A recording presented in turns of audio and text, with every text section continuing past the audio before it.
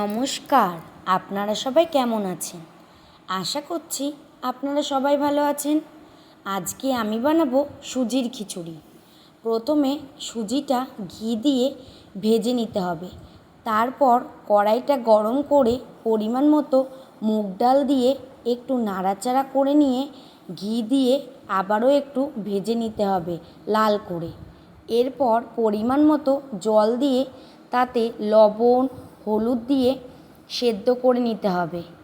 কড়াইতে পরিমাণ মতো ঘি দিয়ে তাতে লবঙ্গ, দারচিনি, এলাচ দিয়ে দেবো। আপনারা চাইলে এখানে জিরে বা পাঁচফোড়ন দিতে পারেন। তারপর দিয়ে দেব এক এক করে কাঁচা লঙ্কা, আদা বাটা, জিরের গুঁড়ো, হলুদ গুঁড়ো, লবণ, চিনি দিয়ে ভালোভাবে ভেজে নিয়ে সুজি দিয়ে পরিমাণ মতো জল দিয়ে নাড়াচাড়া করে নিয়ে যে সেদ্ধ করে রেখেছিলাম ডাল, সেটা দিয়ে অনবরত নাড়তে হবে, না হলে নিচে থেকে লেগে যেতে পারে। এরপর ঘি দিয়ে নামালেই তৈরি সুজির খিচুড়ি।